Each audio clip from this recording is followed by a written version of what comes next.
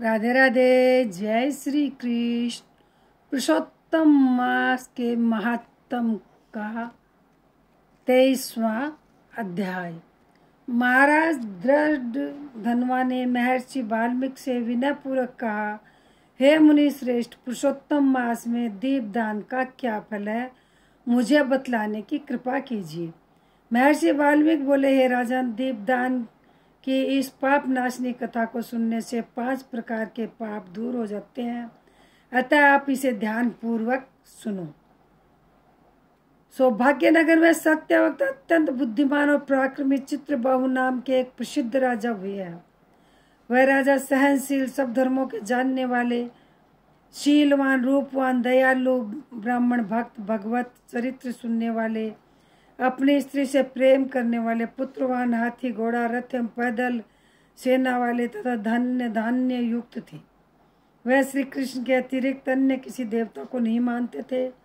एक दिन चित्रबाहु ने दूर से आते हुए मुनि श्रेष्ठ अगस्त्य जी को देखा और राजा ने दंडवत प्रणाम करके उनका विधि पूर्वक पूजन किया।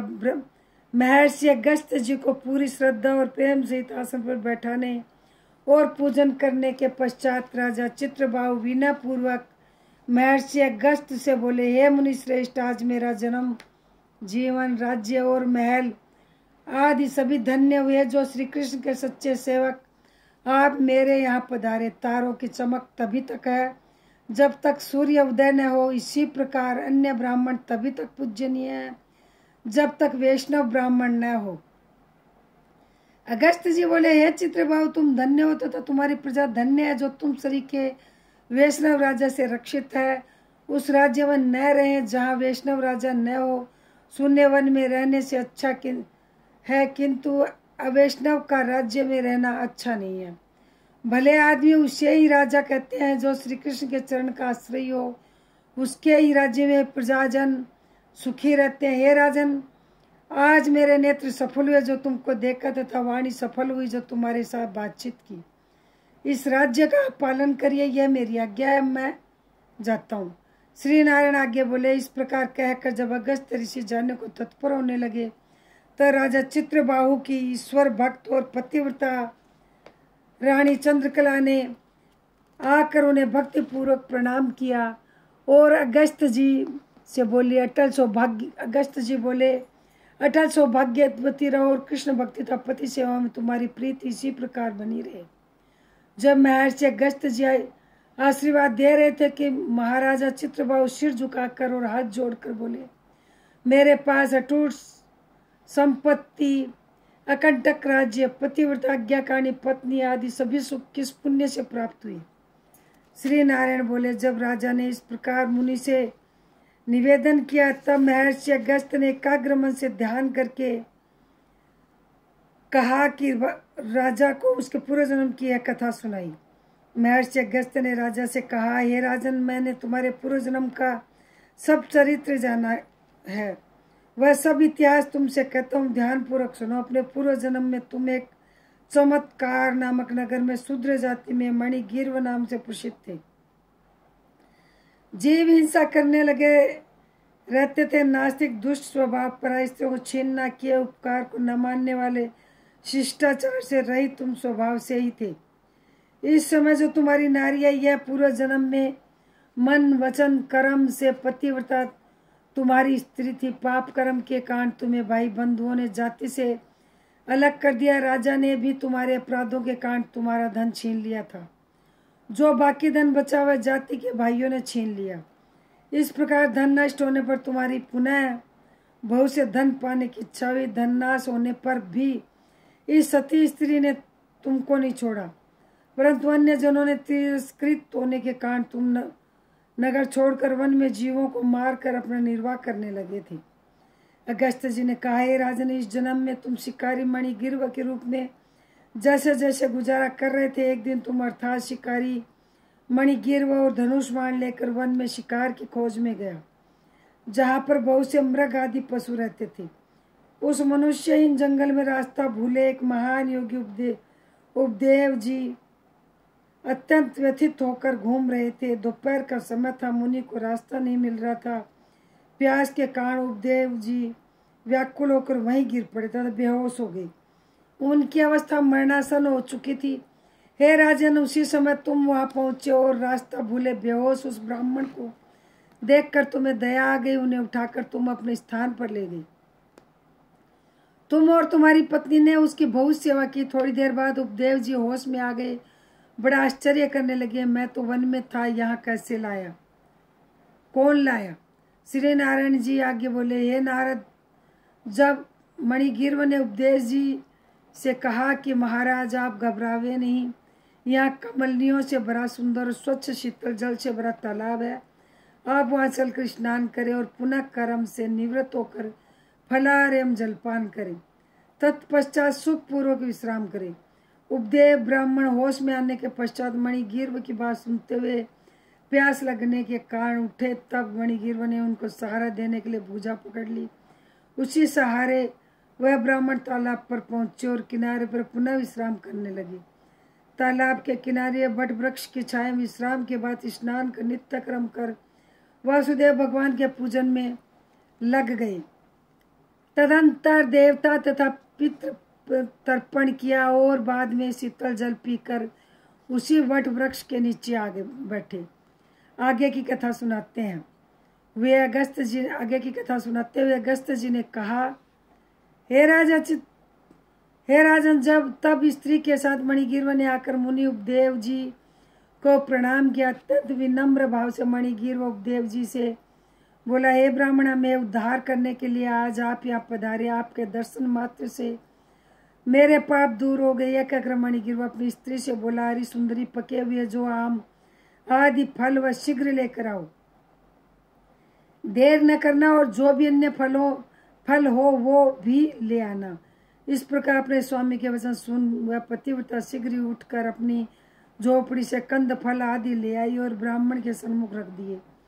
मणिगिर्व बोला, श्रेष्ठ मुनिजन, इन फलों को स्वीकार करके हम दोनों को कृपया कृतार्थ करें। उपदेव जी बोले कि हे भले आदमी, मैं तुमको नहीं जानता, तुम कौन? अपना परिचय दीजिए। मणिगिर्व बोला, ब्राह्मण, मैं एक शूद्र हूँ। मणिगिर्व मेरा नाम है। अपने जाति भाइयों ने मेरा त्याग कर दिया। इस प्रकार उनके वचन सुनकर ब्राह्मण ने फलाहार कर लिया। उस समय मणिगिर्व तथा उसकी पत्नी भांति भांति से उनकी सेवा करते रहे। जब जलपान करके उपदेव जी सुखपूर्वक बैठ गए तो मणिगिर्व ने उनके चरण गोद में रखकर दबाता हुआ उनकी पत्नी ने हवा करना आरंभ कर दिया। मणिगिर्व बोला, हे मुनि श्रेष्ठ, इस भयंकर निर्जन वन में जहाँ हिंसक जीव विचरण कर रहे थे तथा जल भी प्राप्त नहीं था, आप कैसे पधारे? उपदेव जी बोले, महाभाग, मैं ब्राह्मण प्रयागराज जाते हुए इस दारुण वन में आकर रास्ता भूल गया था। मैं थक गया था, प्यास बड़े जोर की लग रही थी और मैं मरणासन था। तभी तुमने मुझे जीवन दान दिया। हे मणिगिर्व, तुम दोनों स्त्री पुरुष ने इस घोर वन में वास क्यों लिया है, यह तो मुझे बताओ। कदाचित मैं तुम्हारे किसी दुख को दूर कर सकूं। इस तरह की मनमोहक प्रेम पूर्ण वाणी सुनकर अपने मन में दुख दारिद्र्य से मुक्ति की लालसा लिए मणिगिर्व अपने दुष्कर्मों और उनसे प्राप्त इस करुण दशा की संपूर्ण कथा सुनाने लगा।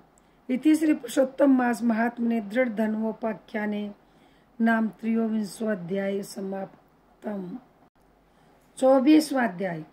अपनी जीवन गाथा सुनाते हुए मणिगिर्व कहने लगा, हे महात्मन, मैं अपनी भार्या सहित चमत्कारपुर नामक नगरी में रहता था। मैं धनी, परोपकारी और पवित्र हृदय व्यक्ति था, परंतु आगे चलकर एक समय मेरी बुद्धि भ्रष्ट हो गई और मैंने अपने धर्म का पालन करना छोड़ दिया। मैं पर स्त्रीगामी हो गया और मदिरा, मांस आदि का सेवन भी करने लगा। चोरी, हिंसा व स्त्री गमन तथा अन्य पाप कर्म करने के कारण मुझे अपने संबंधियों ने त्याग दिया। राजा ने मेरा घर आदि सब मुझसे छीन लिया और जो संपत्ति बची हुआ बंधुओं ने ले ली। इस तरह सबसे तिरस्कृत होकर मैं इस वन में आ गया और यहाँ निवास कर लिया। यहाँ जीवों की हिंसा करके मैं पत्नी सहित जीविका चला रहा हूँ। हे महात्मन, मुझे पापात्मा पर दया करो। मेरे पूर्व जन्म कृत सत्कर्मों के फल से आपके इस वन में दर्शन मिले। हे महामुने, पत्नी सहित मैं आपकी शरण हूँ। कोई ऐसा उपाय बताइए जिससे मैं हिंसात्मक पाप कर्म, दारिद्र्य एवं दुख से मुक्त हो जाऊं। मणिगिर्व की आर्त वाणी सुनकर उपदेव जी कहने लगे, हे महाभाग, अतिथि का सत्कार करके तू कृतार्थ हो गया, इससे तेरा कल्याण होगा।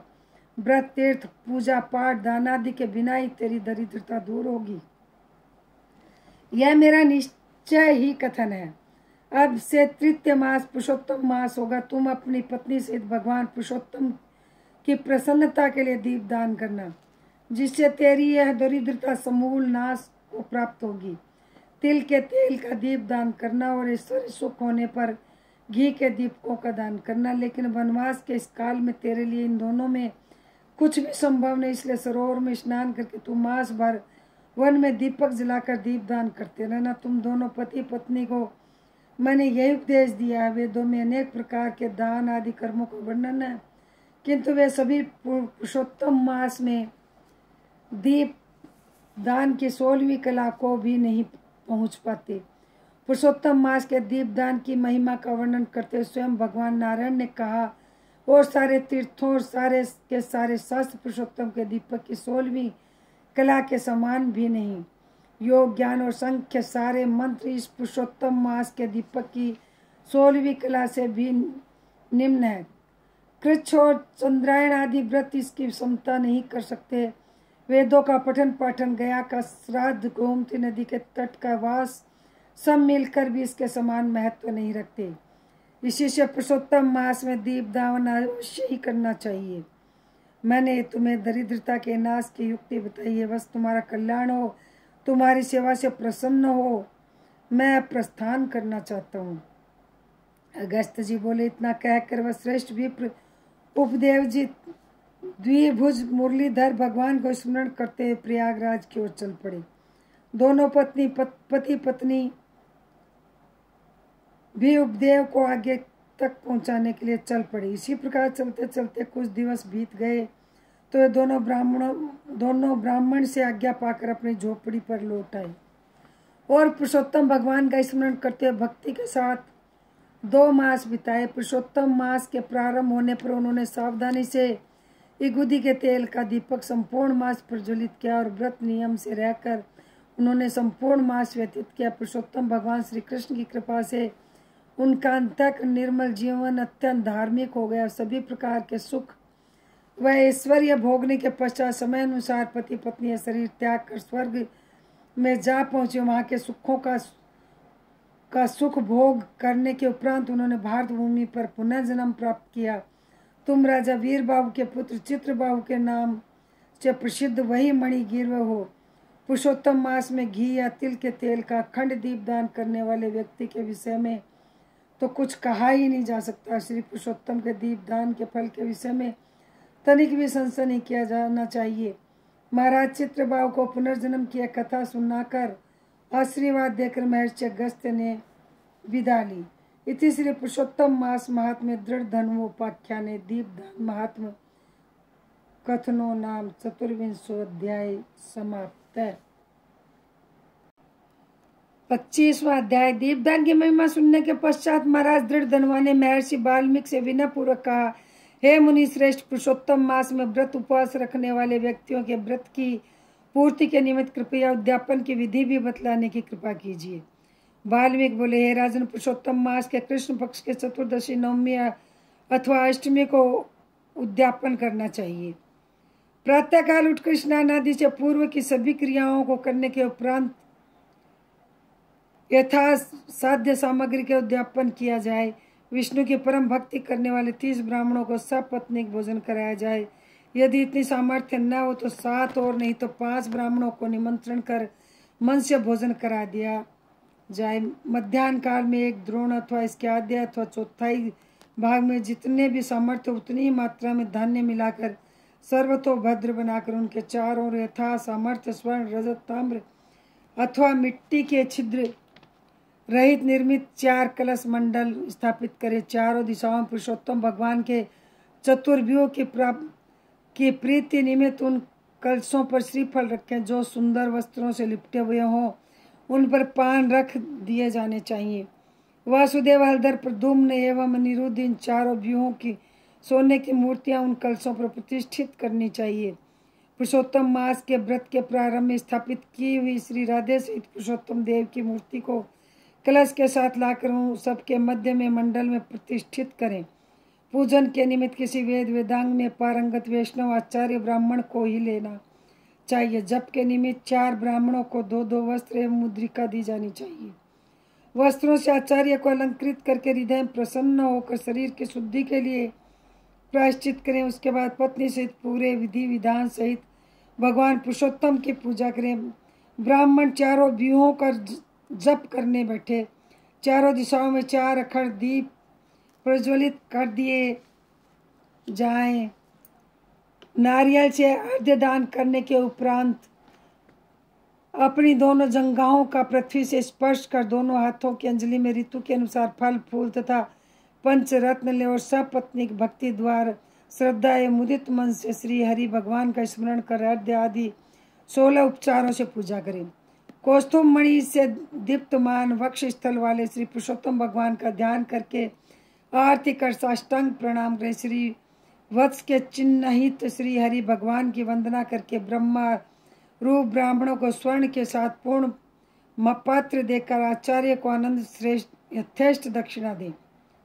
भक्ति पूर्वक स्त्री सहित आचार्य को वस्त्र भूषण से प्रसन्न करके ऋतिजों को भी दक्षिणा अर्पित करें।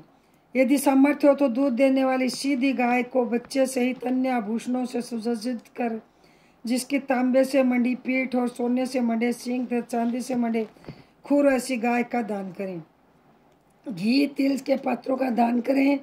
महेश तथा गौरी की प्रसन्नता के निमित्त स्त्री पुरुषों को पहनने योग्य वस्त्रों का दान करें। जूते तथा 8 प्रकार के दान करें। वैष्णव ब्राह्मण को श्रीमद् भागवत ग्रंथ की प्रति आयु को चलायमान है ऐसा विचार करके दान करें। श्रीमद् भागवत साक्षात भगवान का अद्भुत रूप है। जो व्यक्ति इसे दान करता है वह अपने कोटि कुलों को उद्धार करके योगी जनों को दुर्लभ गोलोक में पुष्पक विमान पर चढ़ाकर वास करता है तथा अप्सराएं उसकी सेवा करती है। सहस्त्र कन्याओं के दान, अश्वमेघ यज्ञ, कृषि योग्य भूमि एवं तुला दान करना भी श्रीमद् भागवत के ग्रंथ के दान की 16वीं कला की समानता नहीं रखती। ब्राह्मणों को भोजन कराने, उन्हें वस्त्र भूषण और दक्षिणा देने के पश्चात उनके हाथों में लड्डू देने चाहिए। उनकी पत्नियों को विधान पूर्वक वस्त्र आभूषण से अलंकृत कर उन्हें बांस की टोकरी दे द्वार तक ब्राह्मणों के साथ जाकर मंत्र यानी क्रियाहीन ऐसा मंत्र का उच्चारण करते हुए भगवान पुरुषोत्तम से क्षमा मांगे।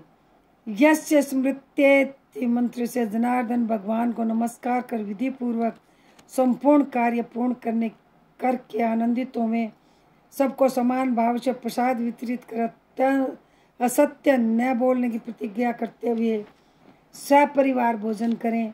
पूर्णिमा को रात्रि जागरण और स्वर्ण के बने राधा कृष्ण की पूजा कर अंत में पत्नी सहित व्रती पुरुष भगवान पुरुषोत्तम को राधिका से नमस्कार करे।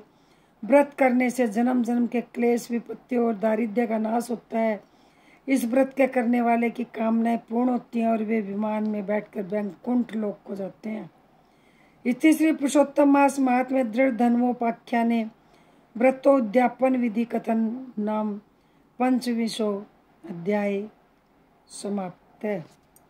यदि मेरा यह वीडियो आपको अच्छा लगा हो तो मेरे चैनल को सब्सक्राइब नहीं कर रखा हो तो सब्सक्राइब करें, लाइक करें, शेयर करें, बेल आइकन प्रेस करें जिससे मेरा अगला वीडियो आपके पास जल्दी पहुंचे। कमेंट जरूर से करें। जय श्री कृष्ण, जय श्री श्याम, राधे राधे।